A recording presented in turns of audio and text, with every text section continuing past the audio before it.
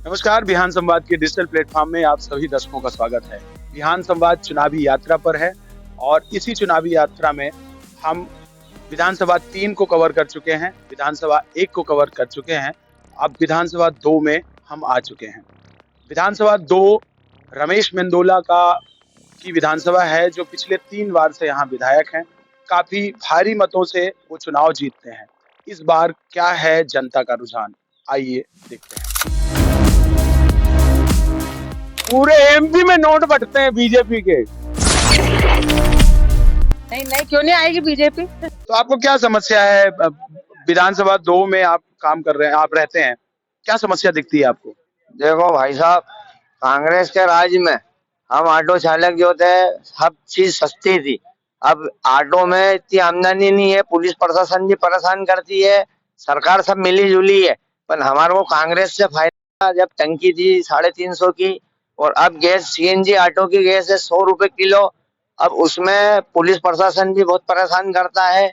और उसके बाद में कांग्रेस जो है, कांग्रेस में देखो बच्चों को भी हम सस्ते में पढ़ा लेते थे। अब बीजेपी के राज में कुछ भी हमारे को सुविधा नहीं मिल रही है। नहीं तो कांग्रेस तो 2003 में थी, तो उस समय का जो इन्फ्लेशन रेट था उसके हिसाब से महंगाई थी। अभी इन्फ्लेशन रेट के हिसाब से अब महंगाई है, तो वो चीजों के दाम तो बढ़ेंगे ही समय के साथ साथ। तो क्या अब आप सोच रहे हैं कि 300 में अभी भी टंकी मिल रही? मजदूरी कहाँ से मिल रही है गरीब आदमी को? 500-700 रुपए रिक्शा चला रिया है, 100 रुपए किलो सीएनजी है। मोदी जी बोल रहे हैं गरीबों के लिए सब योजना निकाल रहे हैं, ऑटो वालों के लिए कोई योजना निकाली आज तक? तो उन्होंने कोई योजना नहीं निकाली है।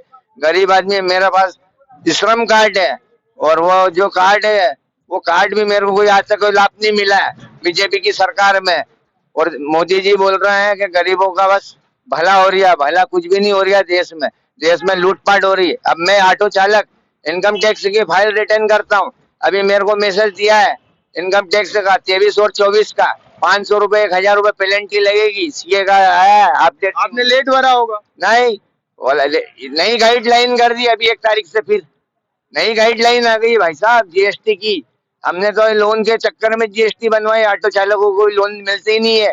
ये ऑटो पे फाइनेंस करवाया, प्राइवेट करवाया, 14% का ब्याज भर रहे हैं। क्या चाहते हैं, क्या करें आपके लिए? सरकार से चाहते हैं कि जितने भी भाई लोगों को लिए सबके लिए सुविधा जो है कांग्रेस के राज में मिलती थी, राजीव गांधी इंदिरा गांधी के टाइम पे देश जो चल रहा था वो सही चल रहा था। मोदी जी जब से आए ना, कुछ भी देश में कुछ भी भला नहीं हो रहा।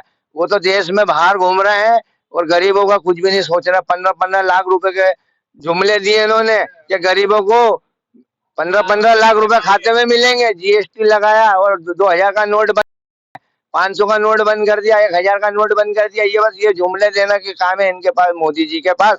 तो यहाँ तो शिवराज जी हैं, मोदी जी तो है नहीं। शिवराज जी ने भी कुछ भी नहीं करा है गरीबों के लिए भाई साहब। ये अभी नई योजना चलाई है, 450 में टंकी देंगे। ये गैस की टंकी कोई नहीं मिलेगी। ये लॉलीपॉप दे रहे हैं जनता को। जनता को बस एक विश्वास दे रहे हैं कि ये हो जाएगा वो हो जाएगा। आप अपने विधानसभा का बताइए। विधानसभा 2 में रमेश मेंदोला बीजेपी से विधायक हैं, लगातार जीत रहे हैं, इस बार भी जीतेंगे? नहीं, अब आपकी सरकार चेंज हो रही है, कांग्रेस की सरकार बनेगी। नहीं, सरकार कांग्रेस की बनेगी पर विधायक तो रमेश मेंदोला रहेंगे। नहीं बनेंगे, नहीं ऐसा आपको कैसे लग रहा है? बस जनता का मन है। अब जनता को किसी ने खरीद रखा है। जनता अपने घर में अपना कमा रही है, अपना खा रही है। कोई नेता अपने को खाने को दे रही है क्या? आज मैं ऑटो चला रही हूँ, आज राजवाड़ा से आया हूँ 100 रुपए में, तो 100 रुपए मेरे को कोई नेताजी ने दे दिए क्या? कि रमेश मेंदोला ने दे दिया? कि कैलाश विजयवर्गीय ने दे दिया? कोई नहीं देता है। अपनी मजदूरी अपने को करना है और रोज कुआं खोदना, रोज खाना है। कोई नेताजी हाथ जोड़ते हैं वोट के लिए बस। और जनता ये रोड पे आज ये टैक्स भरा है, ऑटो लिया है, ये रोड का देखो, ये विकास है, ये विकास है ये रोड का। ये देखो आप, ये वीडियो बना हुए, ये गड्ढे देखो आप, ये गाड़ी की अम्मा हो रही है। रोज गिरीश पे एक दिन छोड़ के बेरिंग चलवाना पड़ते है। देखो आप रोड की स्थिति। नहीं तो बाकी तो ये शहर स्मार्ट सिटी में कल अवार्ड पाया है। सिटी नहीं है भाई साहब, ये अपनी जेब भर रहे हैं। जो भी आज विकास है, विकास क्या हो रहा है? जनता का पैसा आ रहा है, सब जो भी आ रहा है, टैक्स ले रहे हैं, ये ले रहे हैं। आज टमाटर 300 रुपए किलो, रिक्शा चलाने वाला खाएगा क्या? दाल क्या महंगी है, हर चीज महंगी कर दी। आज हमारे को लाभ नहीं मिल रहा। जब भी आप देखो ऑटो चला के घर में जो भी बनता है 100-200 रुपए का जो भी हमारा आइटम ले जाते हैं, सब्जी भाजी हमारे हिसाब से सस्ती सुंदर। आज गरीब आदमी कहाँ से खाएगा 300 रुपए किलो टमाटर? ये बताओ। अब दाल, अब तो टमाटर सस्ता हो गया, 10 रुपए मिल रहा है। अभी तो उसमें तो जनता को लूट लिया ना। जनता का पैसा अभी टैक्स वैक्स सब जमाने का लगा के सब लूट ही लिया ना भाई साहब। 300 रुपए किलो जनता ने जब भी खाया। आप इतना नाराज क्यों हैं? देश तो तरक्की कर रहा है, डंका बज रहा है। ये तो भैया कुछ ही नहीं करा। मेरी भी 48 एज है। मैं भी 30 साल से देख रहा हूँ रोड पे विकास कुछ भी नहीं हुआ है। तो लॉलीपॉप दे रहे हैं। राजवाड़ा पे भी आज भी वही है। पुलिस वाला अगर आज के ऑटो वाला लेके खड़ा हो जाए, वहाँ ऑटो स्टैंड था, ऑटो स्टैंड हटा दिया है। वो क्या विकास करा है? गरीबों के लिए कुछ भी नहीं करा है। ऑटो स्टैंड पे स्टेशन पे जाओ, आज सवारी आई है ऑटो में बैठने के लिए 10 रुपए ये जीएसटी ले रहा है फोकट का। एयरपोर्ट में जाओ, आपको अगर आपने ओला उबर भी करा या कुछ भी करा, 10 रुपए दो। दादागिरी है इनकी नेता लोगों के साथ में। इनका बोले हमारा वो लगा हुआ है भैया। ये तो पार्किंग शुल्क तो लगेगा रख रखाव करने के लिए। भाई साहब कांग्रेस के राज में कुछ भी नहीं लगता था। तो क्या चाहते हैं आप कि कांग्रेस के राज जैसे ही यहाँ पे रहे, जंगल राज रहे? जंगल राज नहीं है, कांग्रेस के राज में भी अच्छे खाते पीते थे लोग। आज ये जितने भी मेरे से उम्र जाए खड़े हुए यहाँ, कोई गलत नहीं बोलेगा कांग्रेस के बारे में। देखो कांग्रेस के राज में सब चीजें सस्ती थी। और ये हिंदू देशवादी में मोमेडन रईस नाम है मेरा। ये हाँ, ये सब देशभक्ति का ये है ना। ये हिंदू मुसलमान की जाति इन्होंने बैठ गई है मोदी जी जब से देश पे बैठे हैं। बाकी कुछ भी नहीं था। आज हिंदू मुसलमान सब भाई है के। कल मिलादुन नबी थी, कल गणेश चतुर्थी थी, अनंत चौदस में मैंने रात भर गाड़ी चलाई, सेवा करी है मेहमानों की सबकी। मैं मुसलमान पर ये आज ये देश में ये फुटपाथ ये मोदी जी करवाना है। नेतागिरी में ये फुट पड़ी है। पर शिवराज तो सबको पालते हैं। ये हाथ बुधा है, ये नमाज बोलते नहीं होती है, सब होती है।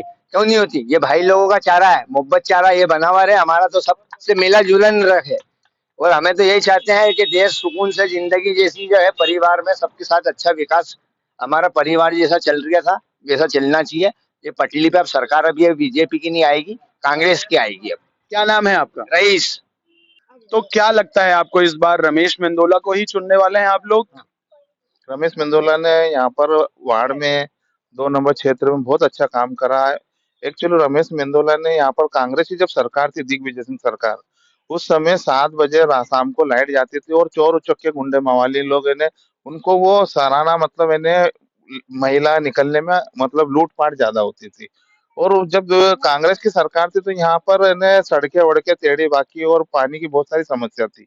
लेकिन जब से भारतीय जनता पार्टी आई तो यहाँ पर सड़कें भी बहुत अच्छी हो गई है और यहाँ का डेवलपमेंट भी बहुत अच्छा हो। और यहाँ पर रमेश मेंदोला ने बहुत सारा काम करा। विधायक जी ने यहाँ पर जो भी उनके दरबार में जो जाते हैं तो उनकी सहायता करते हैं। जैसे मुख्यमंत्री सहायता मतलब वो जो तो उनको उनके कोटेशन से जो भी है मतलब ऊपर बात कर कुरा के उनको इलाज के लिए पैसा जो आता है अस्पताल के द्वारा वो दिला देते हैं। दूसरी चीज ये है कि बहुत सारे जैसा अभी मेंदोला जी ने एक कॉलेज खोला जो शिवराज सिंह चौहान आएंगे तो गरीब लोगों के लिए खोला वो। तो उसमें यहाँ पर ये सरकार के द्वारा यहाँ पर विधायक जी के द्वारा जो भी काम हो रहा है बहुत अच्छा हो रहा है।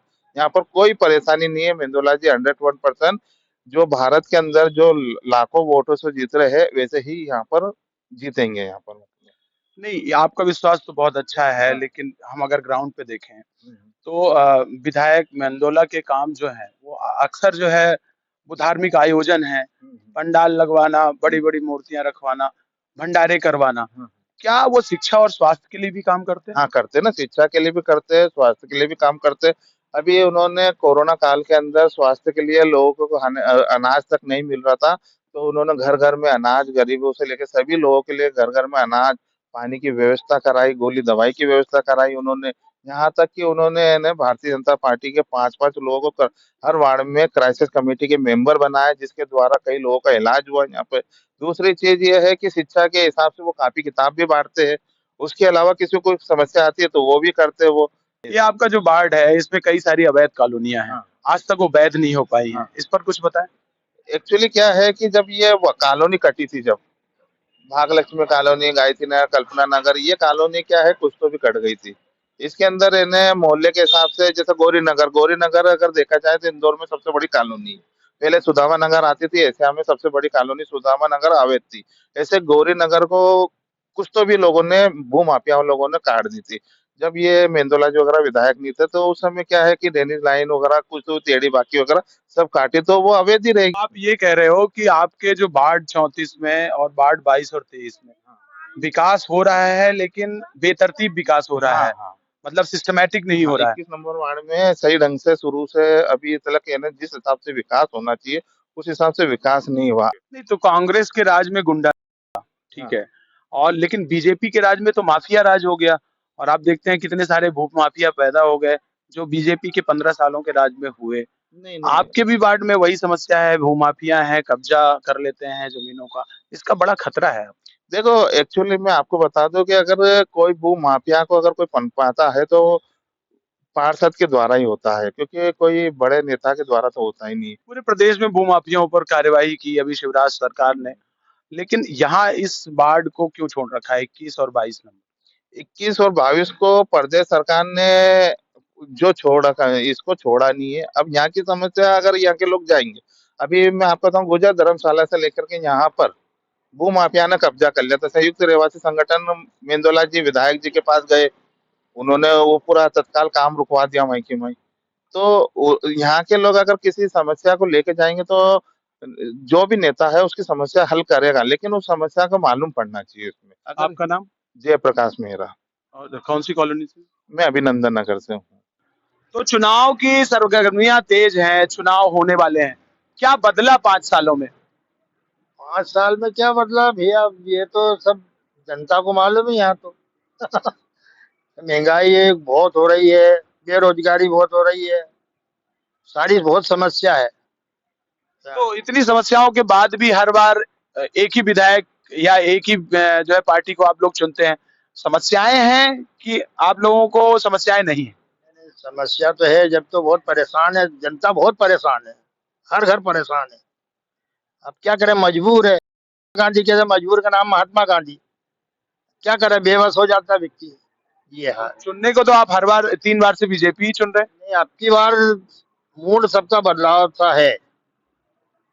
ये आ रही है, ये इतनी तेज बदबू कहाँ से आ रही है? ये फिल्टर प्लांट से आ रही है। तो प्लांट के वहां से आ रही है। तो ये प्लांट रहवासी जहाँ लोग रहते हैं, इतनी बड़ी संख्या में लोग रहते हैं, वहाँ ये प्लांट डाल दिया। अब एक दो बार गए भी थे वहाँ कि दवाई डाला करो इसमें, तो वो दवाई नहीं डालते हैं।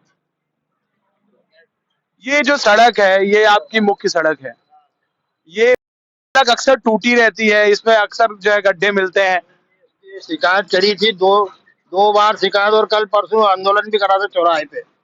ये रोड 2 साल हो गए, 2-2.5 साल हो गए, खोद के पटक नहीं है। ये इतना सा एक टुकड़ा ये कि तरफ की बना के चले गए, जब से आ ही नहीं। समस्या बहुत है, कई बच्चे गिर जाते हैं गाड़ी चलाने वाले।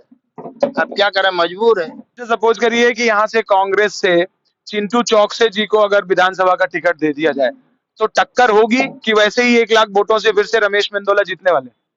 हालांकि उसका छवि अच्छी है इस क्षेत्र में, उनका व्यवहार अच्छा है, जनता को अच्छा लगा है, और जनता चाहती है कि यही अपना निवासी व्यक्ति है और शुरू से उसको परख के आ रहे हैं। तो रमेश मेंदोला भी तो विधानसभा 2 के ही निवासी हैं।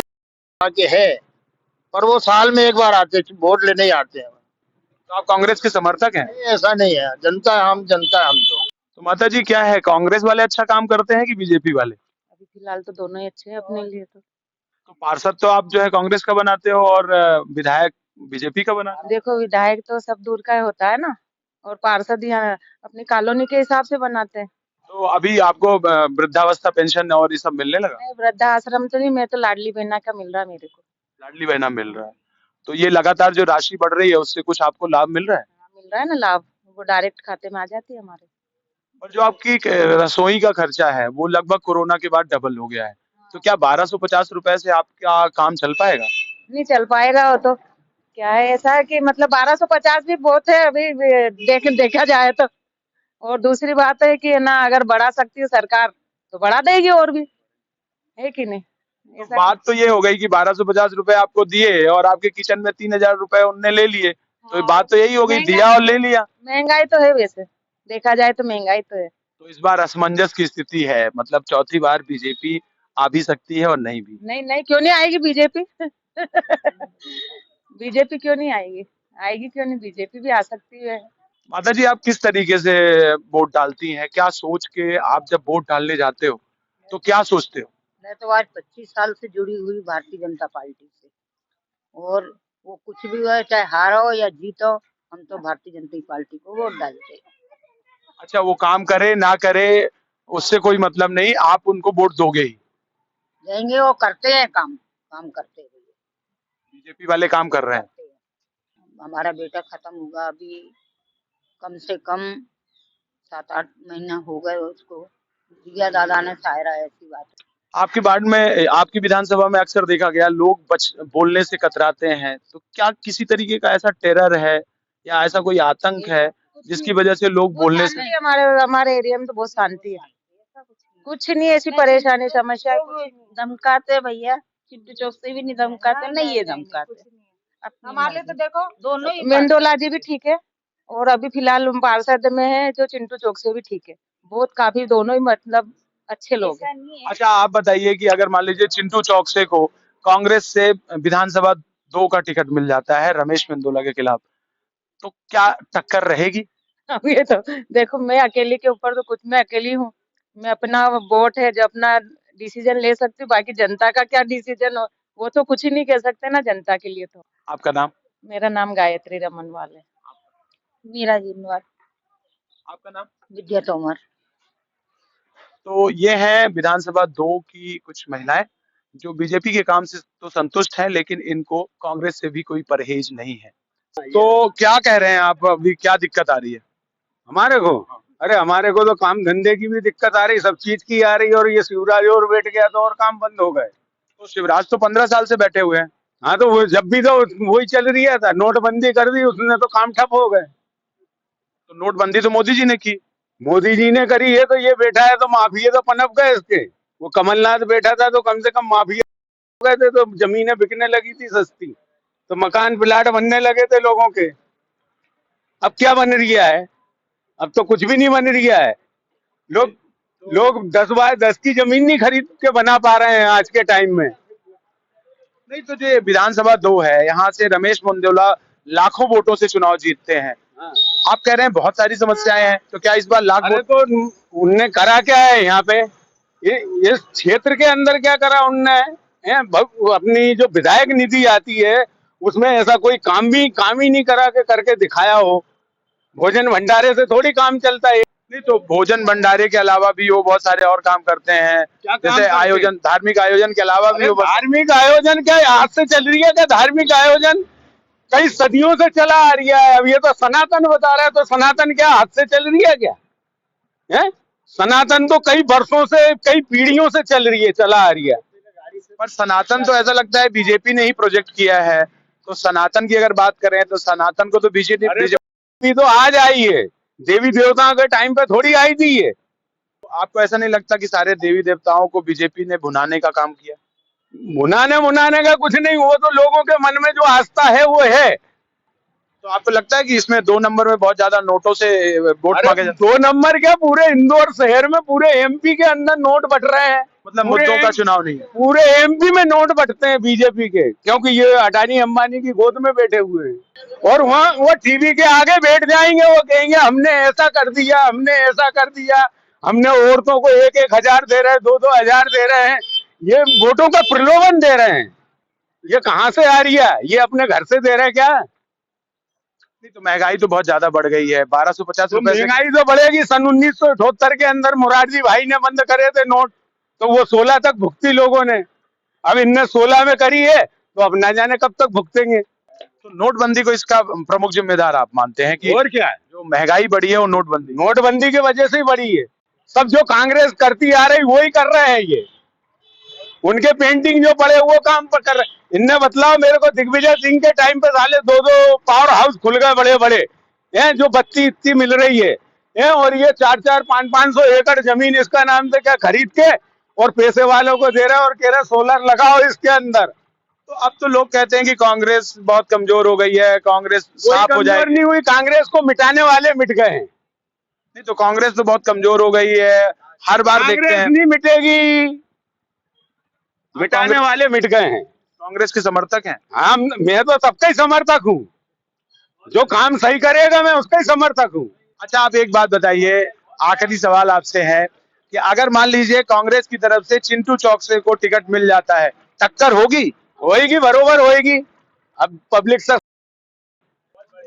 जिनको साड़ियां और रुपए मिलते थे वो भी सब समझ गई हैं। तो ये है जनता का मूड। कुछ लोग बहुत नाराज हैं, कुछ लोग बोलना नहीं चाहते हैं, लेकिन जो बोल रहे हैं वो बहुत ज्यादा और बहुत संजीदा बातें कह रहे हैं। कांग्रेस कभी नहीं मिटेगी। कांग्रेस का प्रत्याशी अगर यहाँ से जबरदस्त उतारा जाएगा तो इस सीट में भी टक्कर हो सकती है। वाली बात तो ये होगी कि कुछ लोग ही विरोध कर रहे हैं या कुछ लोग ही इनकी पॉलिसीज से नाराज हैं, या सभी लोगों के मन में ये सब चल रहा है। सहयोगी शिवम के साथ रविशंकर, बिहान संवाद, इंदौर।